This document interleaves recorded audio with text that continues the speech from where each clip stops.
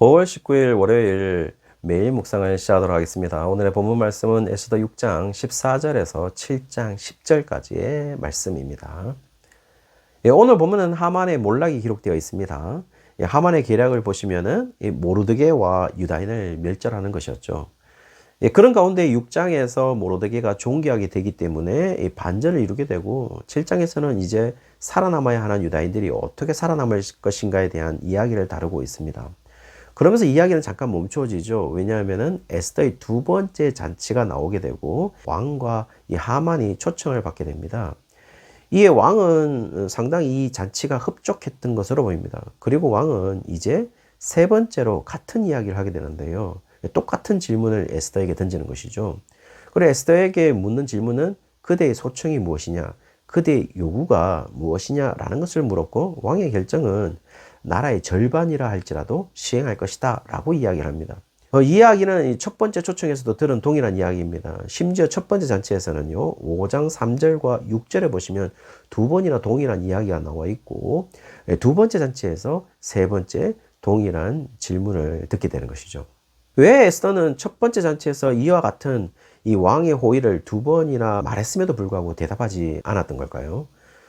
그 이유에 대해서 5장은 알려주지 않는 것 같아요. 우리는 6장과 7장에 가서야 알 것 같은데요. 왜냐하면은 지금 에스더의 저자는 계속해서 이 하나님의 계획이 어떻게 이루어지는가에 대한 이 빌드업을 계속해서 하는 것처럼 보입니다. 그것은 지금 하만의 멸절 계획은 모르드게로 시작해서 유다인을 멸절시키는 것이었습니다. 그런 순서에 의해서 6장에 모르드게를 살리고 있죠. 정말 어처구니 없는 방법으로 말이죠. 자세히 보시면은 6장 1절에 보시면은 왜 잠이 오지 않았는지, 또 왜 왕은 갑자기 그때 잠이 오지 않았는데 하필 역대 일기를 가져다가 읽었는지 전혀 이 에스더서에서는 그 이유에 대해서는 알려주고 있지 않습니다. 어떤 특별한 계기를 말하고 있지 않다는 것이죠. 결국 이 에스더서의 저술 기법을 보시면은 왜 인물들이 이렇게 행동하고 있는지에 대한 답을 전혀 하고 있지 않다는 것입니다. 그런 기법을 통해서 혹 이 행동의 원인을 여호와 하나님으로 지금 몰고 있는 게 아닌가라고 생각이 되어집니다. 그래서 지금 6장에 모르드게가 왕을 암살하라는 것을 막았던 그 공을 인정받게 됩니다. 그래서 하만의 계략으로 죽어야 했던 모르드게가 오히려 존귀함을 받는 일이 일어나게 되죠. 자, 그렇다면요, 이제 생명을 구해야 될 대상은요, 모르드게가 아닌 이제 유다 민족밖에 없는 것이죠.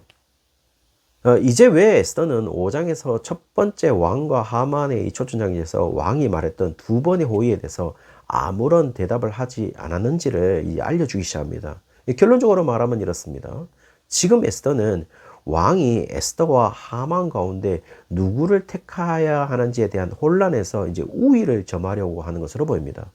우위를 점한다고 하는 것은 지금 왕이 들어주지 않을 수 없는, 반드시 들어줄 수밖에 없는 그 때를 기다리고 있는 것으로 보입니다. 그리고 왕이 세 번이나 얘기하는 거죠. 너의 소청이 무엇이냐? 너의 요구가 무엇이냐? 라고 묻고 나라의 절반이라 할지라도 시행할 것이다 라는 것을 이야기하는 부분에서 이제 왕이 에스더에게 묻는 질문이 아니라 지금 왕의 명령 단계까지 올리고 있는 것이죠. 만약에 이 질문에서 이제 답을 하지 않는다면 그거는 왕의 명령을 거부하는 것이다 라는 것까지 지금 그런 단계까지 올라와 있다는 겁니다. 특별히 그런 왕의 이러한 질문이 다소 가벼운 것이라고 여겨질 수도 있을 것 같아요. 왜냐하면은 아수에로 왕은 지금까지 보면 계속해서 어떤 정책에 대해서 다른 사람의 의견에 의해서 결정하고 있지 자신의 의지로 결정하는 일은 단 하나도 없습니다. 그것은 이제 역사의 이면에 보시면은 아수에라 왕은 이제 살라미스 해전에서 패전한 후 완전히 향락을 즐기며 추락하고 있기 때문에 더 이상 힘을 발휘하지 못하는 왕으로서도 보이기 때문이죠. 그러나 지금 세 번이나 같은 이야기를 함으로써 이제 왕으로서 도저히 되돌릴 수 없는 말로 강화시키고 있다는 겁니다. 그리고 특이한 사실은요, 에스더서에서는 5장에 이제 왕으로부터 이 질문을 받는 에스더를 향하여서 그냥 에스더라고 말하지 않고 왕후 에스더라는, 에스더가 왕후라는 사실을 더욱더 강하게 말해주기 시작합니다.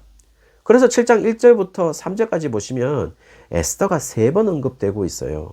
모두 그냥 에스더가 아니라 왕후 에스더라고 기록하고 있고 1절과 3절은 에스더서의 저자가 왕후 에스더라고 말하고 있지만 2절에 보시면요. 왕이 에스더를 향하여 왕후 에스더라고 칭함으로써 왕이 말하는 것이 왕후에게 이야기하는 것으로서 가벼운 이야기가 아니다라는 것을 말해주고 있죠. 그리고 에스더의 요구가 나오는데요. 3절에 보시면 내 생명을 내게 주시고 내 민족을 내게 주옵소서라는 소원과 요구사항을 이야기하게 됩니다. 그리고 4절에는요. 자신의 생명과 내 민족이 극한 상황에도 목숨만 남아있을 수 있다면 이런 요구를 하지 않았을 텐데 지금 상황이 자신과 이 민족의 목숨이 끊어질 아주 최악의 상황이 되었다라는 것을 이야기해 주고 있죠. 그리고 그 다음에 아주 어려운 구절이 하나 나오게 되는데요. 어쩌면 이것이 핵심 구절이라고 말할 수 있을 것 같아요. 이 구절입니다. 대적이 왕의 손해를 보충하지 못하였으리다 라고 말하고 있어요. 다시요. 대적이 왕의 손해를 보충하지 못하였으리다 라고 말하는 부분입니다. 여기에서 대적이라는 말은 짜르라는 건데요. 반대자, 적대자, 원수, 대적이라는 의미를 가지고 있습니다. 그런데요, 특이하게도 상징적인 의미가 있습니다. 그 상징적인 의미로는 역경, 불행, 괴로움, 고민, 슬픔, 고통이라는 의미도 가지고 있어요. 그래서 한글 성경은 어쨌든 이 표면적 의미 대적이라고 번역을 했지만은 영어 성경 같은 경우에는 상징적 의미를 오히려 채택하는 것으로 보입니다. NIV 같은 경우에는 such distress라고 얘기해서 걱정거리라고 얘기를 했고 NASB 같은 경우에는 the trouble이라고 얘기해서 그 역경이라고 번역을 하고 있어요.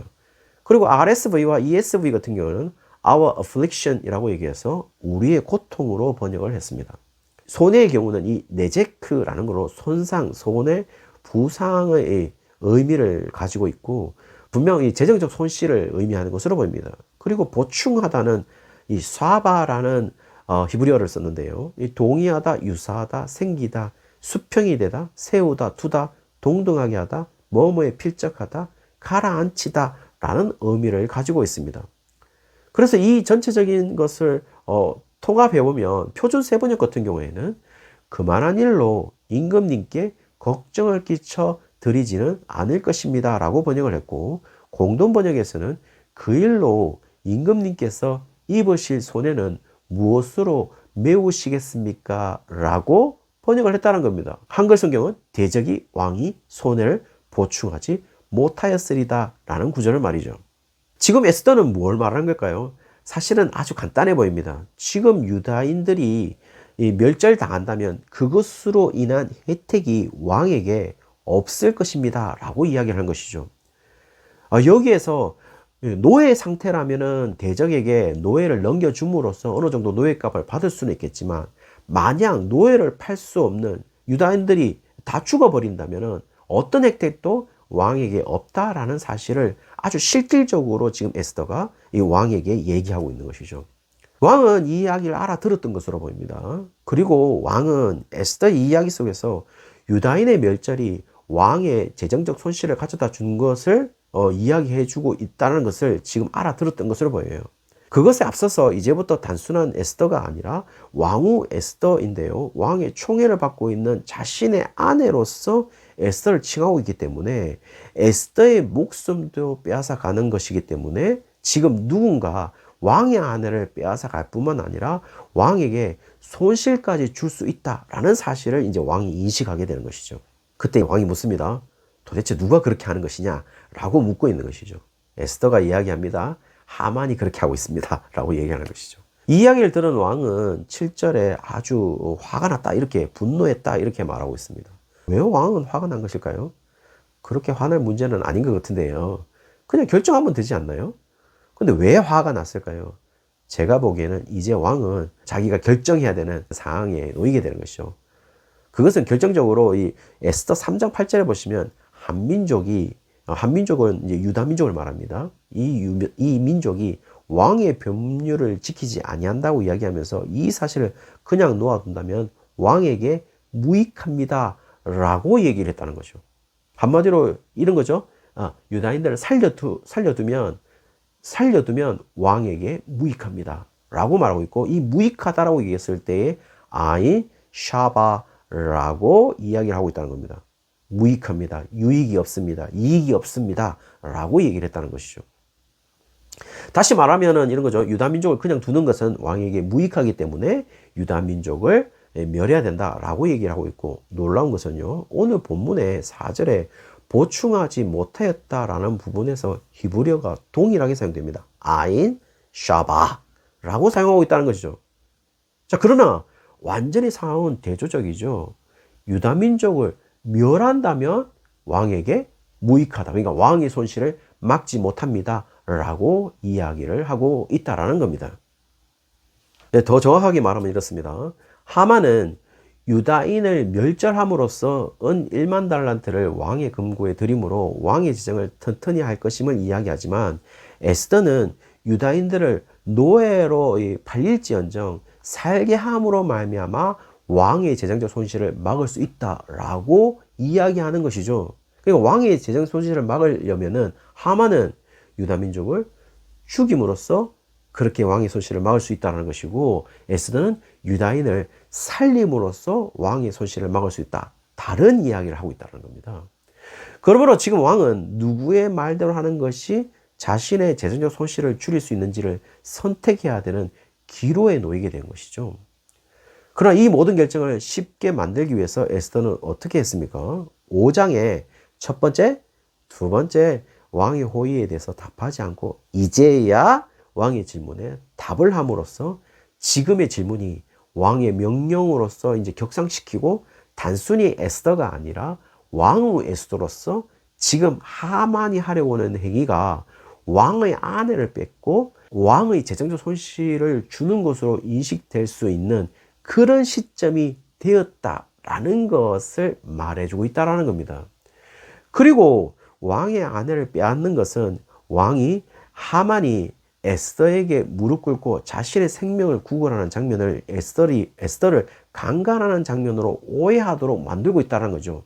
여기에서도 왕이 에스더라고 말하지 않고 왕후를 강간까지 하고자 하는가를 이야기하는 것을 보면, 단순히 에스더의 목숨을 빼앗는 것이 아니라 왕의 아내인 왕후를 빼앗는 행위를 하만이 저지르고 있는 것으로 인식하게끔 사건을 이끌고 있음을 알 수 있습니다. 결국 하만은 어떻게 됩니까? 나무에 달려 죽습니다. 이제 여러분, 이 모든 사건의 전개를 보시면은 실제로 에스더가 지혜롭게 보일 수도 있습니다. 그러나 그 지혜가 하만을 무릎 꿇게 할 수는 없습니다. 왜냐하면 충분히 하만도 정치적으로 싸울 수 있었을 것으로 보입니다.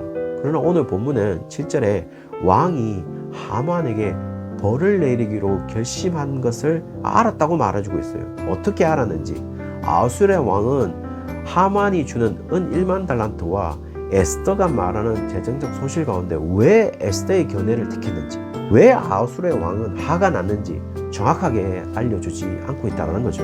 그 모든 것을 역사의 이면에 있는 하나님이 이끄시고 있다는 것을 이야기해주고 있다는 것이고, 그것은 왕으로서 에스더가 아닌 하나님의 백성으로 에스더를 어떻게 도우시는지를 보여주고 있다는 것입니다. 에스더는 단순히 왕으로서 페르시아와 동일시하고 있는 것이 아니라 하나님의 백성인 유다와 동일시함으로써 자신이 누구인지를 정확히 인식하고 있기 때문인 것이죠. 자신이 하나님의 백성임을 알았다라는 것입니다. 그것으로 자신을 정의했다라는 겁니다. 분명 우리가 하나님의 백성임을 알고 거기에 맞추어서 우리가 행동하고 있다면 반드시 하나님은 우리를 이끄시고 인도하시고 도울 것입니다. 오늘 하루가 그런 경험을 하시는 날이 되시기를 주의 이름으로 축원합니다.